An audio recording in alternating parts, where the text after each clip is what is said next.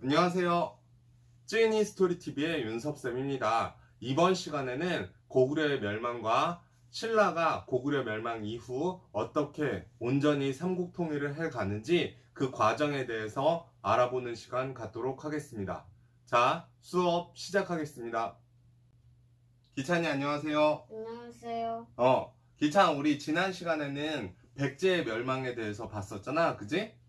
이번 시간에는 고구려의 멸망과 신라가 이제 삼국통일을 온전하게 하거든. 그러니까 당나라하고 손을 잡았었잖아. 당나라를 몰아내고 온전히 삼국을 다 통일하는 것을 알아보도록 할게. 알았지? 네. 그럼 이제 수업 시작해 볼게. 자, 먼저 고구려의 멸망이야. 자, 백제가 멸망한 뒤에, 백제가 멸망을 하고 난 뒤에 이제 당나라하고 신라가 고구려를 공격을 하기 시작했대. 신라하고 당나라의 연합군이 고구려를 공격했지만 고구려에는 굉장히 잘 막아대는 장군이 있었어. 그 장군 이름 혹시 뭔지 알까? 지난번에 얘기했었는데 연개소문. 성이 연이고 이름이 개소문이야. 그래서 연개소문이라는 장군이 있었고, 이 연개소문이 대망리지 신하들 중에 가장 높은 위치에 있으면서 이걸 다 막아냈대. 연개소문이 장군일 때, 그러니까 대망리지일 때 왕이 누구냐면 보장왕이라는 왕이 있었어. 이 고구려의 마지막 왕이야. 고구려의 마지막 왕. 자, 연개소문이 신라와 당나라의 연합군을 계속 잘 막아내고, 그래서 당나라에서는 뭐라고 그랬냐면, 연개소문이 살아있는 동안에는 우리가 고구려를 공격해도 아무 소용이 없다. 연개소문 살아있을 때 공격하지 말자라고 얘기를 했대. 그런데 연개소문이 죽은 거야. 연개소문이 죽고, 연개소문의 아들이 몇 명이 있었냐면, 몇 명 있었을까? 연개소문 아들. 3명? 맞아. 연개소문 아들이 3명 있었대. 우리 역사에서 보면 웬만하면 아들이 항상 3명 정도 나와. 그래서 첫 번째 아들 이름이 연남생, 그리고 둘째 이름이 남건, 연남건, 그리고 셋째 이름이 남산이야. 남산 왜 들어본 적 있어? 네. 서울에도 남산 있지. 근데 연남생, 연남건, 연남건,산 이렇게 있었대.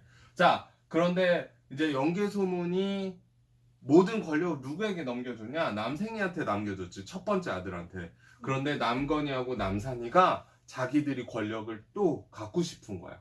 그러니까 강력한 힘을 갖고 싶은 거야. 그래서 남생이가 잠깐 수도인 평양을 비우고 나간 사이에 남건이하고 남산이가 권력을 장악해버렸어. 그리고 심지어 남생이의 첫 번째 아들도 죽여버렸어. 형의 아들도, 조카도 죽이고, 남건이하고 남산이가 권력을 잡자 이 첫 번째 아들인 남생이 너무 실망스럽고 어디 갈 곳이 없는 거야. 그래서 어디로 갔는지 알아? 어디로 갔을까? 다른 나라로 갔대. 어느 나라로 갔을까? 바로 당나라로 가버린 거야. 내가 이러느니 당나라로 가서 당나라를 도와가지고 고구려의 멸망을 돕겠다.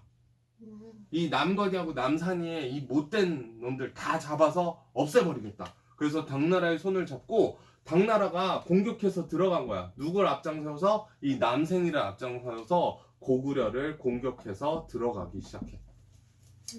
자, 고구려가 잘 막아냈을까? 아니면 무너져 버렸을까? 무너졌어요. 고구려가 무너져 버렸어.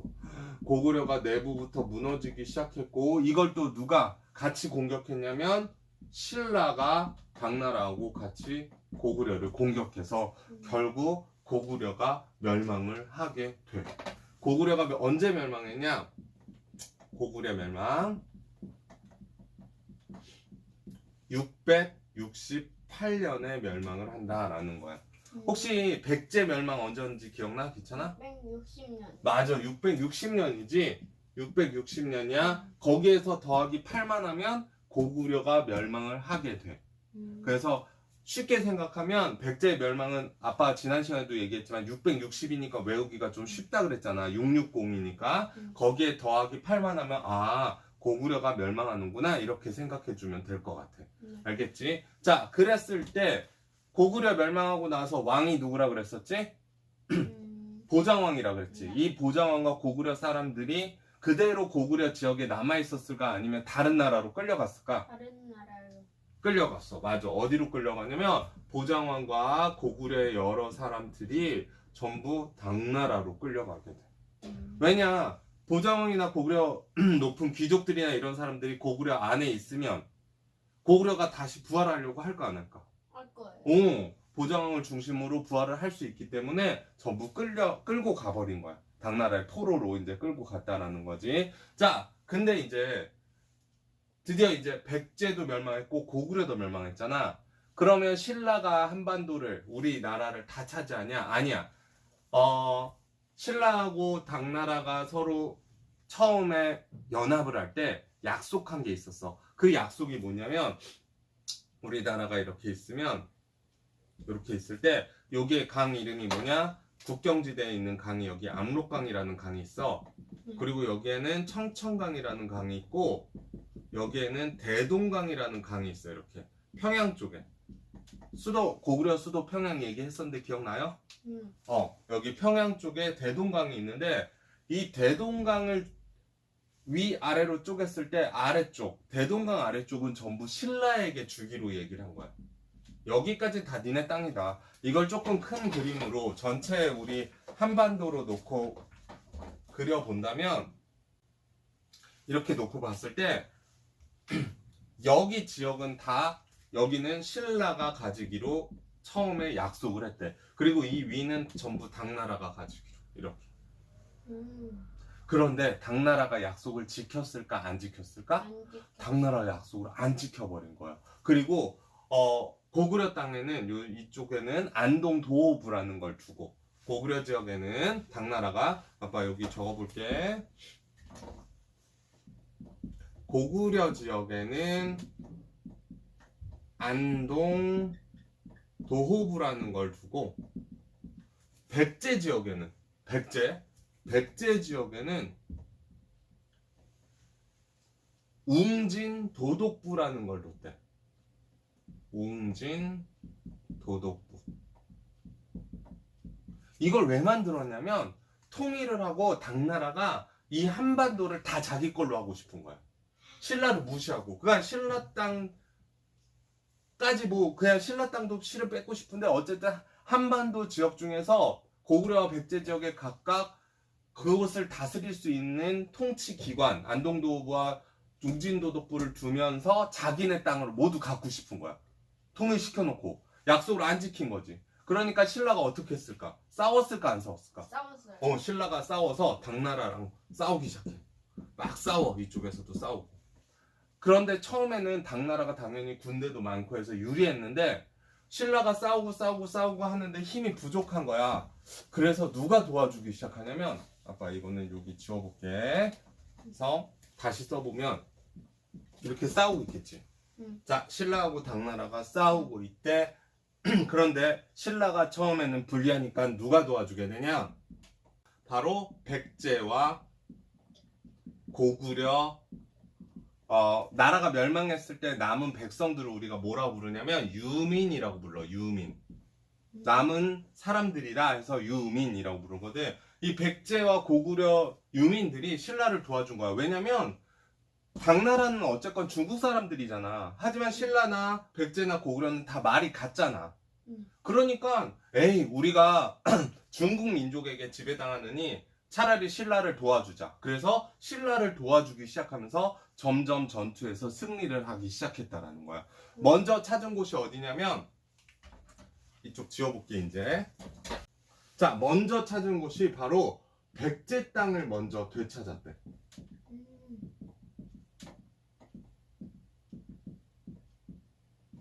이렇게 백제 땅을 먼저 되찾고 지도를 이렇게 그려보면 그러니까 이쪽 지역을 다시 가져온 거야. 신라가. 여기 지금 신라가 있지. 이렇게 여기 신라.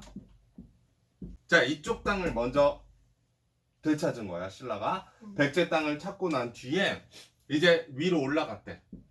지금의 어느 지역이냐면 경기도 양주 지역. 이름이 뭐냐면 매소성이라는 곳이 있어. 매소성. 지금의 양주 지역이야. 요건 가로를 쳐놓을게.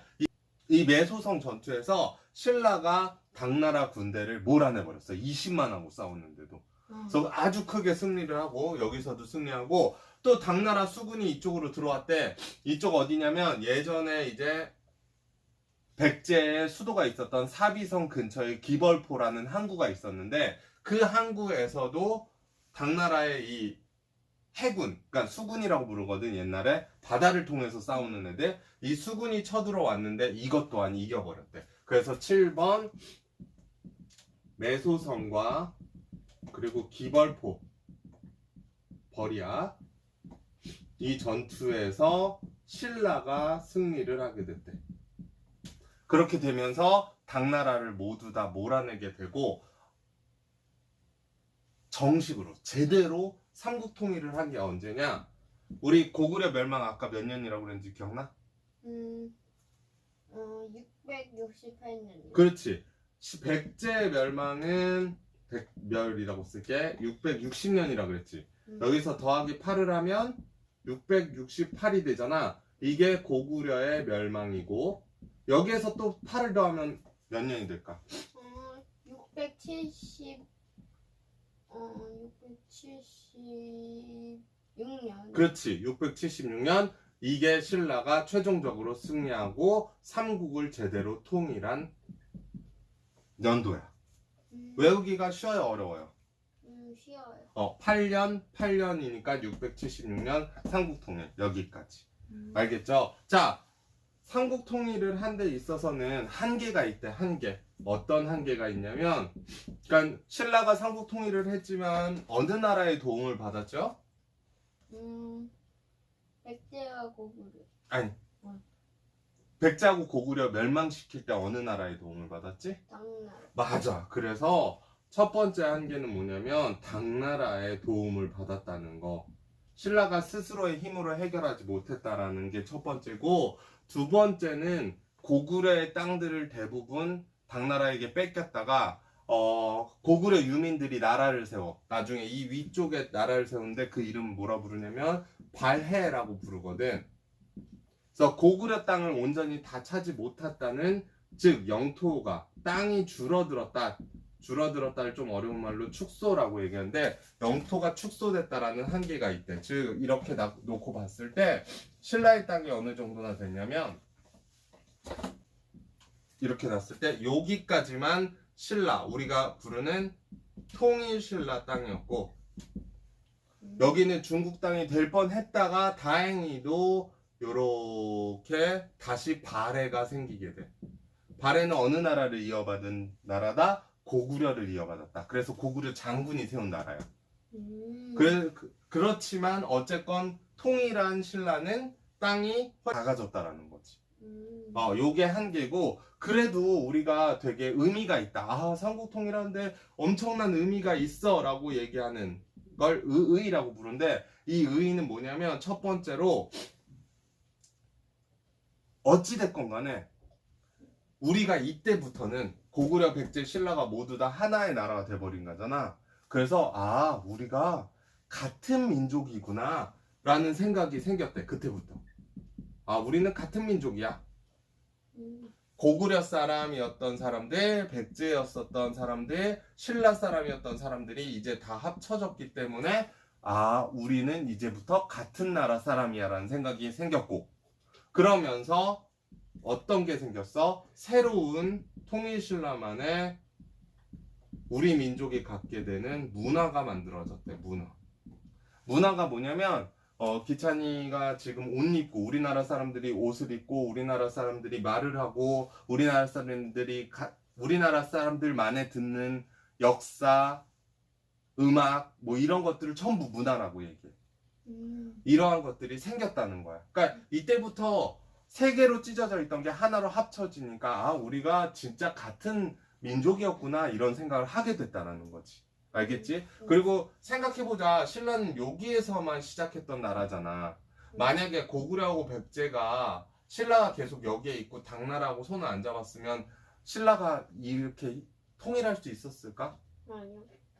신라가 먼저 망했을지도 몰라. 그지? 고구려하고 백제 힘이 또 커져가지고. 그래서 의의 중에 또 하나는 우리가 신라의 입장을 생각해보면 당나라하고 손잡은 건 분명히 한계지만 다른 민족하고 손잡은 건 한계지만 신라 입장에서는 그럴 수도 있었다. 왜? 그렇게 안 했으면 신라가 먼저 망했을 수도 있으니까 우리가 이해해보자라고 할 수가 있대. 알겠지, 기천아? 응. 자, 그렇게 해서 우리 고구려의 멸망과 더불어서 오늘 삼국 통일까지 알아봤어. 오늘 내용 어땠어? 어려웠어? 쉬웠어? 아주 어려웠어요. 아주 어려웠어요? 네. 네, 알겠어요. 자, 그럼 오늘 여기까지 할게요.